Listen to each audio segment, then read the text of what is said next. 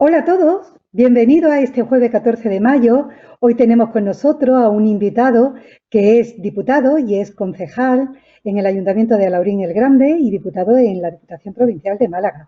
Él es Luis Guerrero, es licenciado en Ciencia de la Información, periodista, ha trabajado en medios locales desde 1999 hasta el 2006 y entró a formar parte del equipo político del PSOE de Diputación de Málaga. Luego, posteriormente, estuvo trabajando en la Consejería de Cultura en la Junta de Andalucía. Y es concejal del ayuntamiento de aquí, de nuestra comarca, y de Alaurín el Grande. Y queremos preguntarle, pues, cómo está, porque yo hace bastante que no lo veía. ¿Cómo estamos, Luis? Hola, buenos días, ¿qué tal? Gracias, Rosa. Pues bien, imagino que como mucha gente, ¿no? Tratando de compaginar este periodo de confinamiento con la tarea diaria y, lógicamente, también preocupado por el impacto que ha tenido en términos de vidas y personas enfermas esta crisis y también por el impacto económico y social que tiene de hecho, ¿no? Pero tratando de aportar desde el lugar en el que estamos, como has dicho, desde el ayuntamiento y la diputación, pues aportar las ideas, el conocimiento que uno pueda tener y también pues lo que mucha gente nos hace llegar, ¿no? Y nos comenta para que la acción de los gobiernos, sea el que sea, el gobierno central o la Junta de Andalucía o nuestros ayuntamientos y la diputación, trabajen por solucionar y por ayudar a la gente. Luis, ¿cuál cree tú que sería el papel de los políticos en esta crisis? En general. Bueno, en general en esta crisis se ha visto o se han visto diferentes tipos de liderazgo político para enfrentarla, ¿no? Para afrontarla también, ¿no? Desde aquellos líderes que no han precisamente hecho mucha bandera de las opiniones de los expertos frente a aquellos que sí se han ajustado al criterio técnico y al criterio de los expertos para poner encima de la mesa las soluciones primero sanitarias, ¿no? Yo creo que ahí hay un papel muy diferenciado. En el caso de España, del gobierno de España, desde el primer momento el presidente Pedro Sánchez eh, ha tenido muy claro, y así lo ha manifestado en sus comparecencias, que la opinión de los expertos era el principal consejo, la principal voz que había que escuchar, más allá de las diferencias que puedan tener, porque sí se coincidía y se coincide en algo, que las medidas y la propia disciplina social pues eran y son parte de la solución sanitaria de esta crisis del coronavirus. Y en general, pues el papel, yo creo que de la política, de los representantes políticos en situaciones como esta, es aparcar las diferencias y abundar en lo que se tiene en común. Primero porque en común tenemos la preocupación. Yo no dudo de ningún líder político, de ningún representante político en esos términos, ¿no? Yo creo que todos estamos preocupados y ocupados desde las responsabilidades que tenemos. Pero bien es cierto que existen diferencias y las diferencias son la particularidad, ¿no? Y es también una parte del proceso político, ¿no? Pero creo que en este momento hay que ir a lo que todos tenemos en común, a la protección de la población y de nuestra economía, y tiene que hacerse con altas dosis de consenso, de diálogo, y creo que hay que, no, no se trata tanto de retrasar el debate sobre las responsabilidades de cada cual, que debe existir, sino del tono, de la forma y de lo que se traslada a la ciudadanía. No creo que no sea tanto subirse a la tribuna del Congreso o en la Diputación o en un ayuntamiento a criticar o a recordar que se ha hecho mal, sino más bien al tono, ¿no? Al tono que se debe emplear, más de conciliación y de preocupación real, ¿no?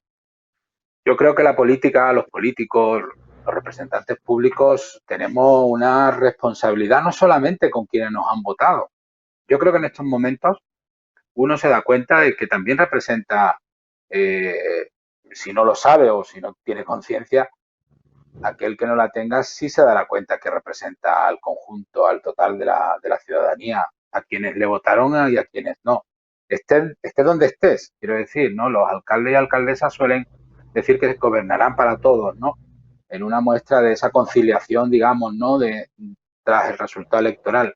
Pero creo que cuando se está en la oposición también hay que tener esa visión, que no solamente se está representando, en mi caso, al votante del Partido Socialista en Alaurín, en la provincia de Málaga, sino también al votante del resto de los grupos políticos. Viene a ser algo muy simple e incluso puede ser bastante accesorio decirlo, pero creo, por lo que leo y veo en las redes sociales y en la televisión y en los medios de comunicación en general, creo que se olvida ese papel institucional que tenemos todos y todas las representantes públicos.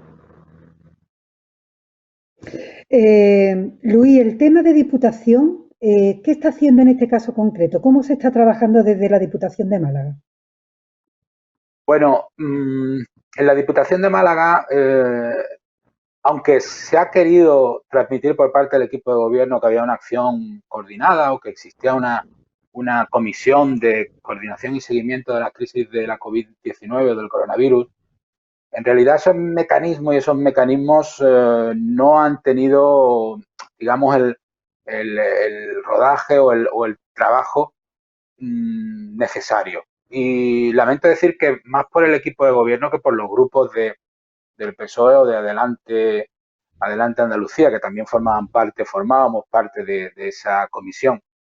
Lo digo porque cuando se plantean foros para el consenso, el gobernante, quien ostenta el poder o la capacidad ejecutiva, debe procurar que esos foros funcionen de verdad.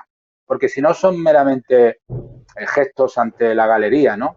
Yo creo que hay que creer en estas situaciones profundamente, que hay que creer profundamente en el diálogo y en el consenso. No puede ser una parte más de la estrategia política, o para silenciar a la oposición, o para transmitir un mensaje, vamos a decirlo así, institucional o de Estado. Hay que creerse el diálogo y el consenso.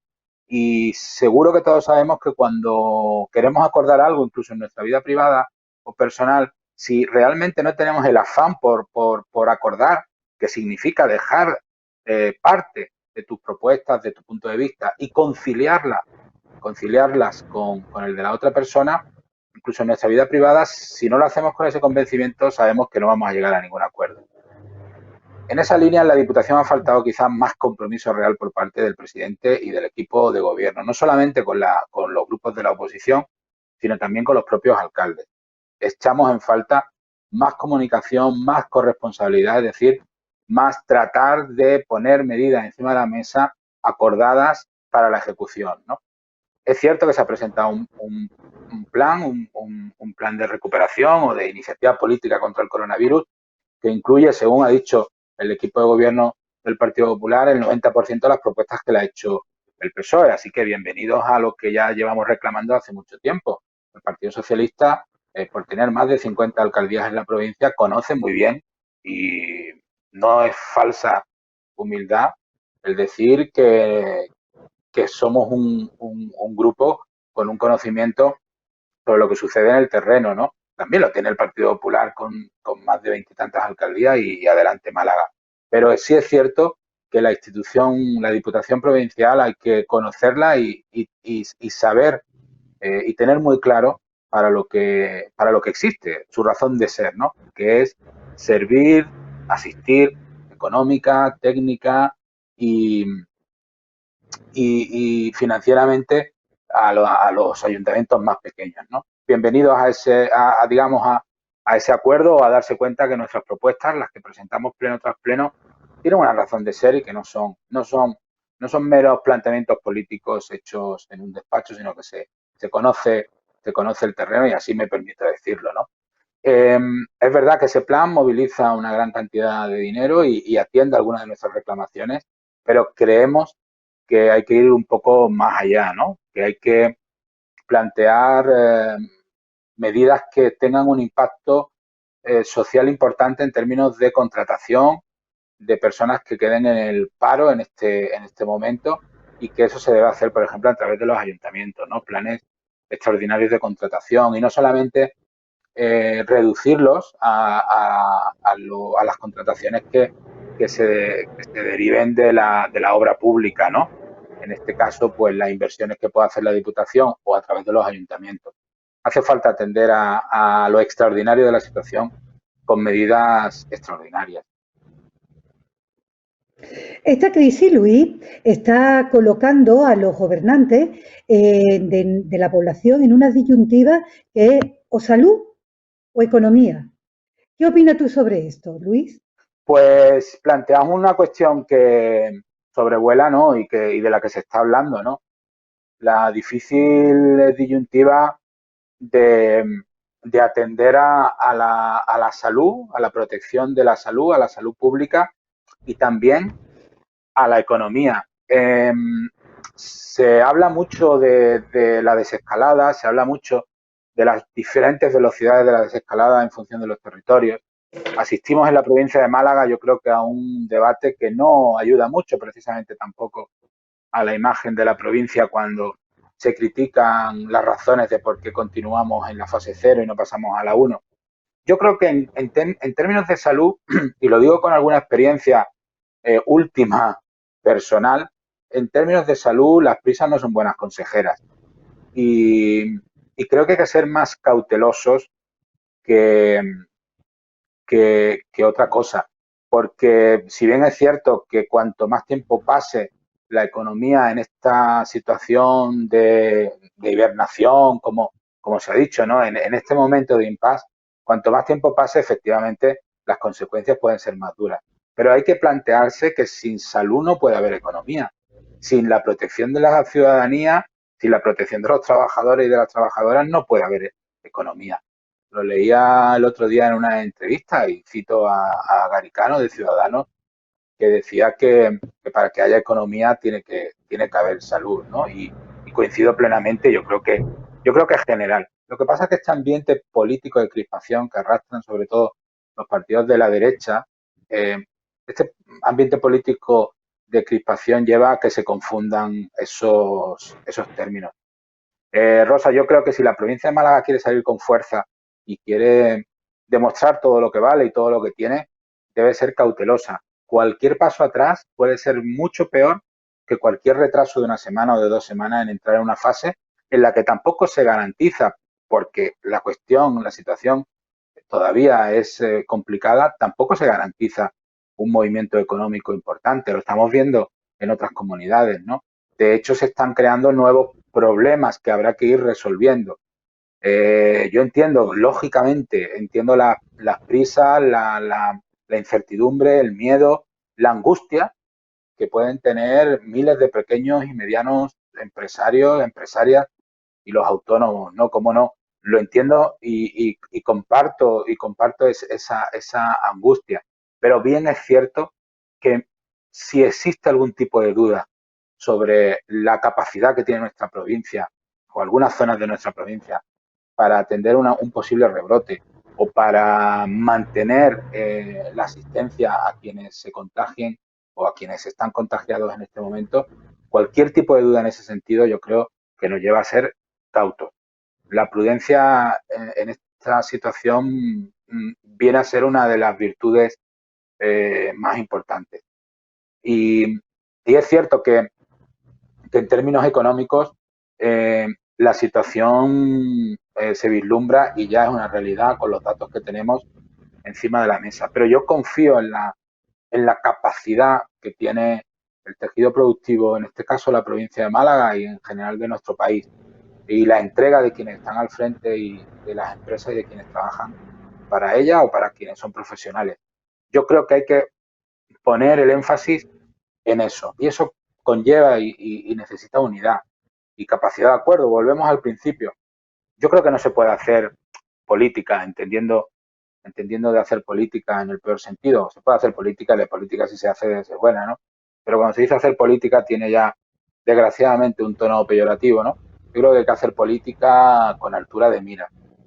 No creo tampoco que ahora mismo la ciudadanía, si la mira algún partido solamente como electorado, tenga los suficientes, eh, actualmente la suficiente preocupación como para estar enredada en temas, perdón, electorales, ¿no? Yo creo que cada cual tiene iba a decir su filia y su fobia, ¿no? Cada cual tiene su inclinación política, sus creencias, su ideología, como lo queramos ver. cada cual las tiene y en función de eso valora también, ¿no? Pero creo que ahora mismo no podemos. Yo creo que ahora mismo desde las instituciones, las personas que representan a los ciudadanos no pueden trasladar no pueden trasladar un deseo de derrocar, de tumbar al adversario, ¿no? Echo de menos eso que se dice de tolerancia mutua en esta situación.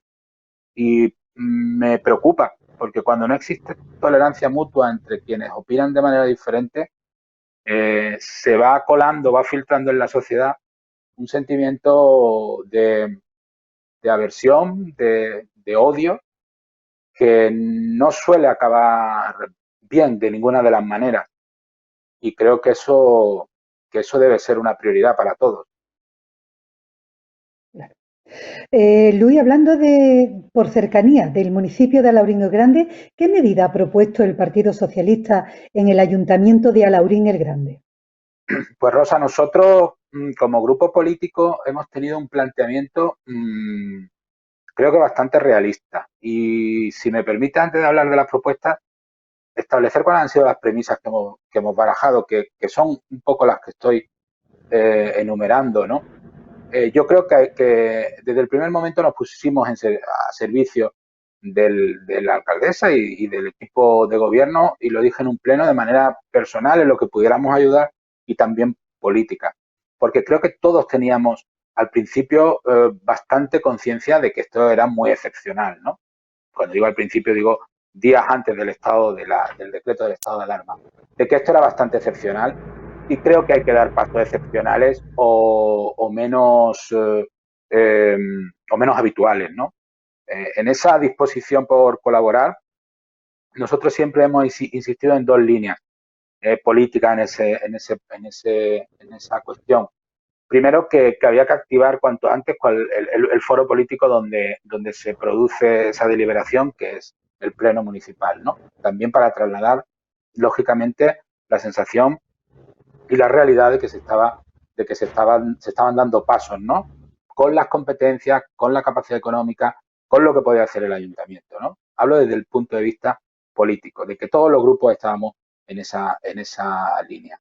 Y, y luego, como portavoz, insistía en que no veía yo que lo que tuviéramos que hacer era irnos a debatir cada uno unas propuestas, que lo fundamental era acordar previamente propuestas, un paquete de medidas realistas. Por así decirlo, que no cabía entrar en una subasta de ideas que jugasen al populismo o a la demagogia. Muchas veces no querida, porque o se desconoce la situación real del ayuntamiento o incluso por otras cuestiones. Pero no era el momento de ponernos a lanzar mensajes que no iban a ser una realidad y que lo que teníamos que hacer era sentarnos, en este caso figuradamente o telemáticamente, y plantear una serie de medidas. Nosotros como grupo insistíamos mucho, primero, en el primer golpe, que era la cobertura social, es decir, esas familias que se habían quedado fuera o porque no habían estado en situación de contratación, es decir, o porque estaban en eso de la economía sumergida, ¿no? Que no permitía, en este caso, pues a esas personas acceder a ayudas públicas, así lo digo claramente, es decir, a aquellas personas que se quedaban sin ningún tipo de ingreso y tampoco tenían la posibilidad de sumarse a las medidas que el gobierno estaba tomando, y por otro lado, pues a las familias que quedaban con pocos ingresos y en riesgo de exclusión, lo estamos viendo, ¿no? Es decir, esa línea de la cobertura social, de la cobertura alimentaria, de los servicios sociales era fundamental. Y ahí también recibíamos la ayuda del Gobierno de España, que a través de la comunidad autónoma y del plan de emergencia que había puesto en marcha el Gobierno, pues nos transferían 85.000 euros, que junto a otras cantidades venía a duplicar el presupuesto que se destina en Alaurín el Grande a la ayuda a las familias, ¿no? Cuando decimos ayuda, son ayudas de alquiler, ayudas de emergencia, pagos de comida, luz, agua, en general lo que se llaman las ayudas de emergencia y las ayudas sociales, incluso ayudas para luchar contra la brecha digital. Son niños que no tenían material, tenían ordenadores o tabletas para poder seguir las clases online, ¿no? Todo en esa línea, ¿no? Y después creemos que es fundamental una reordenación de todo el presupuesto de lo que realmente vamos a dejar de ingresar o dejar de gastar también, y establecer medidas fiscales, sobre todo que ayudasen en este momento a que a que las empresas y los particulares tuviesen capacidad para afrontar esta situación, es decir, tratar de diferir el pago y retrasar el pago de impuestos, algo que creo que es fundamental, que es una experiencia de la crisis surgida en el 2008, pero agravada a partir del 2012, 11-12, que eran los embargos por impago de impuestos, que van creando unos intereses y van creando una bola, por así decirlo, grande. Pues todas esas medidas había que adoptarlas, ¿no? El no cobrar, lógicamente, aquellas tasas municipales que no se estaban prestando, como las actividades lúdicas, ¿no? Y también, por ejemplo, pues toda la, todas las tasas que se ingresan por la ocupación de la vía pública, por las terrazas.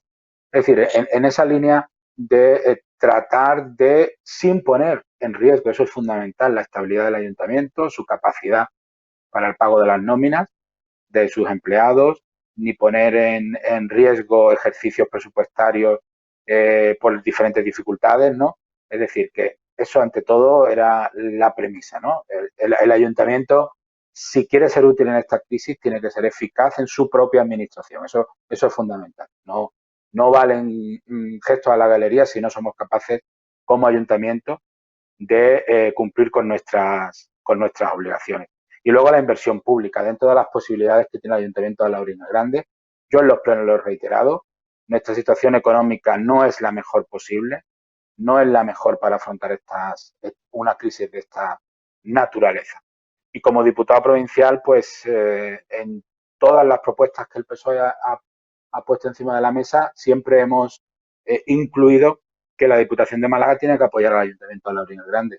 La Diputación de Málaga debe dedicarse a los municipios menores de 20.000 habitantes. Es su prioridad. Aquellos pueblos que no tienen suficientes técnicos, suficientes presupuestos, que no tienen suficiente infraestructura para acometer y cumplir con los servicios básicos y con la atención de la ciudadanía. Y entonces el Ayuntamiento de Laurina Grande, con 25.000 o 24.000 habitantes, casi 25.000, queda fuera, digamos, de esa iba a decir, asistencia de la Diputación. Y creemos que no, y lo digo en términos muy coloquiales, no nos pueden dejar tirados en esta situación. El Ayuntamiento de Laurina el Grande tiene que cubrir unos servicios de ciudad, pero siempre he dicho que tiene una capacidad de financiación pues de un pueblo, es decir, de una menor capacidad de gasto y de inversión por diferentes situaciones que no voy a entrar ahora. No me gusta estar continuamente mirando al pasado. Es la situación que hay y es la situación que tenemos que afrontar. Y lo digo desde la oposición, porque hay que afrontarla entre todos, ¿no? Y es cierto que en este momento no, el ayuntamiento, el equipo de gobierno tiene que acometer un plan de ajuste porque no se han cumplido una serie de criterios económicos y eso también lastra la capacidad de reacción que tenemos ante esta crisis. Pero yo insisto en la idea principal que me está moviendo en esta situación, que es que tenemos que ir todos a una, que tenemos que, si no retrasar, porque no se trata de que la democracia afloje porque haya una situación así. Yo creo que la democracia debe fortalecerse precisamente en estos momentos en cuanto a la rendición de cuentas y al control de quién está gobernando. Pero sí creo que hay que hacerlo en un tono donde se abandone esa beligerancia y donde entre todos podamos poner encima de la mesa las ideas y que se lleven a cabo, que es lo más importante. Para finalizar, qué consideras tú o qué piensas cómo va a salir la sociedad después de esta crisis? ¿Cómo vamos a salir de todo esto? Yo creo que todos estamos debatiendo, pensando de diferentes maneras, ¿no? Con las charlas que se puedan tener con la familia a través de, de videollamadas o de llamadas, ¿no? Es decir, yo creo que todos estamos pensando qué va a pasar, ¿no?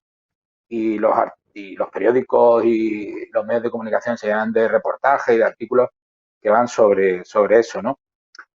Yo creo, y aún estando en esta situación, ¿no? Creo que va a haber un cambio en las relaciones personales importante. Por lo menos mientras no se nos olvide lo que ha sucedido, no haya rebrotes o haya una vacuna. Pero de todas formas, aún habiendo una vacuna, creo que esa sensación de vulnerabilidad, esa sensación de riesgo, de peligro que vamos a tener con otras enfermedades, sean, digamos, enfermedades víricas como esta o cualquier otro tipo de enfermedades contagiosas, creo que eso nos va a llevar a un cambio. No sé en qué sentido de las relaciones personales. Eh, Digo, no sé en qué sentido de si vamos a ser más precavidos, pero en el mismo contexto en el que vivíamos, ¿no? Se está viendo en los lugares donde ya se aplica la fase 1, ¿no? Donde la gente quiere volver a la situación anterior, pero hay otra parte de la sociedad que quiere volver, pero con esas medidas de contención, ¿no? Luego, creo que hay una idea clara de nuestra futura, de la sociedad post-COVID, como se dice, ¿no? Yo creo que es importantísimo y es inaplazable un gran consenso respecto a nuestro estado del bienestar. Hemos visto que todos y cada uno de los recortes que se ha hecho en materia sanitaria tiene una consecuencia. La tenía ya lo sabíamos, seguro, pero ahora hemos tomado mucha conciencia. Es decir, entre invertir o no invertir, entre recortar o no recortar en la sanidad pública, las consecuencias son grandes y se ven en estas situaciones de emergencia. Así que yo creo que el gran apego y el gran cariño que tienen los españoles al estado del bienestar, que alguna vez leí que es el gran patrimonio público que tenemos y que unas generaciones o una generación ha legado a otra generación, yo creo que ese sistema del bienestar, aparte de fortalecerlo, aparte de, de saber que son necesarias esas inversiones, yo creo que la sociedad respecto a ese estado del bienestar ahora mismo tiene una conciencia mucho mayor y mucho más amplia. Creo que va a haber un cambio muy importante respecto a las residencias de mayores y a los mayores en general. Sí. Se ha constatado que el modelo actual de residencia no ha funcionado para la protección de esas personas mayores, ¿no? Y eso es muy importante porque la sociedad española es una sociedad con un amplio número de personas mayores. No me gusta decir envejecida, porque tiene como un cariz peyorativo. Somos una sociedad con un gran número de personas mayores que han aportado mucho cuando han sido jóvenes y han aportado mucho ahora que son mayores ayudando a los jóvenes y a sus familias y han aportado mucho recordándonos que todo lo que tenemos no es eterno ni mucho menos, todo lo que tenemos como ciudadanos, todo lo que tenemos en lo público y también como personas, eso es muy importante. Que haya una parte de la sociedad que nos recuerde de dónde venimos y que nos recuerde que esto no siempre fue así y que si no nos damos cuenta a lo mejor dejará de ser lo que es. Y eso para mí es importante y creo por tanto que va a haber un cambio en la concepción de las residencias. Y si no lo hacemos será un error, ¿no? Y, y luego en general creo que la sociedad en términos de trabajo va a tener más presente el teletrabajo, las empresas lo van a tener más presente. Pero eso también requiere por parte, sobre todo de la socialdemocracia y de la izquierda, hacer un planteamiento ideológico al respecto. Porque hemos estado hablando mucho en los últimos años de la digitalización de la economía, de la robotización de la economía, es decir, de la pérdida de trabajos manuales, de trabajos que se creían que no iban nunca a dejar de existir y que ahora dejan de existir creándose nuevos trabajos. Eso es cierto.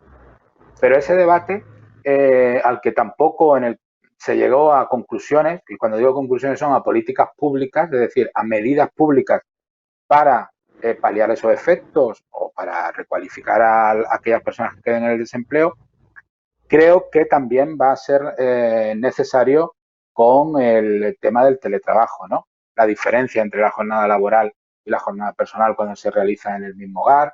Y algo muy, muy importante, los efectos en términos de igualdad entre hombres y mujeres y hombres, que va a tener el teletrabajo.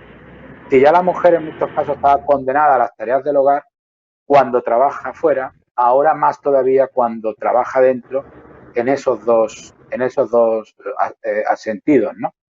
Y también cómo va a afectar a cuestiones que tienen que ver con la propia convivencia. En este caso me refiero a situaciones de violencia de género, que también hemos visto cómo ha sido una gran preocupación para el gobierno y para todo el movimiento feminista, ¿no? En general, cuando suceden cosas extraordinarias, siempre cambiamos. Pero a mí me gusta ser optimista y creo que la historia del ser humano es una historia hacia lo mejor y hacia el progreso. Hay otros que piensan lo contrario, pero a mí me gusta levantarme con esa idea.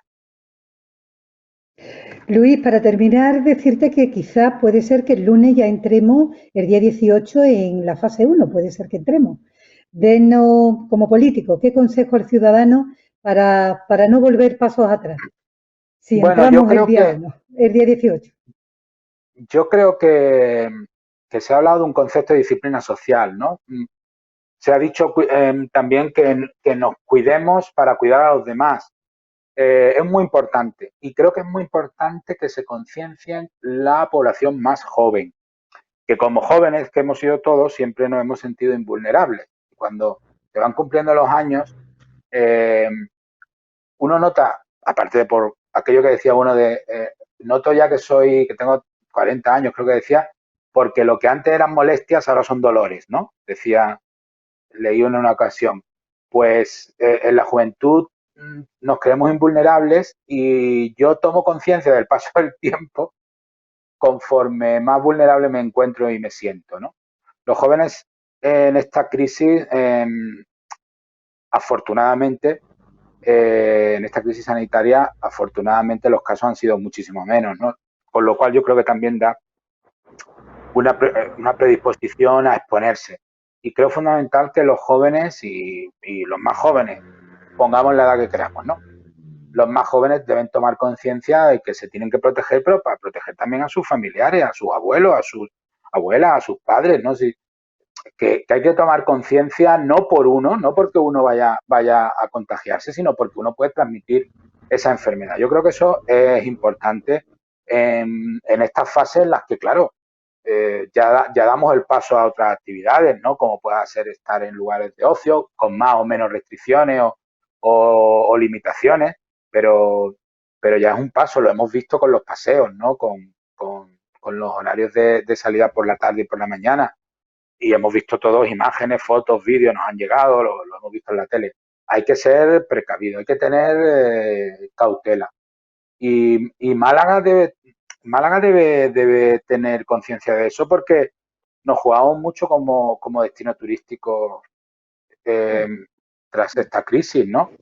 Y, y también que proyectemos una imagen de disciplina social férrea y colectiva es muy bueno también en ese sentido, ¿no? Pero vamos, yo creo que es por todos compartimos que la población en general, excepto algún caso, se ha portado y se ha comportado y ha llevado esa disciplina en general y se ve, ¿no? Eso también se ve, ¿no? No podemos reducir el comportamiento colectivo a algunos ejemplos, ¿no? Pero es importante que todos nos concienciemos. Pues muy bien, esperemos el lunes pasar ya esa fase. Agradecerte, Luis, que comparta con esta casa un ratito de tu tiempo.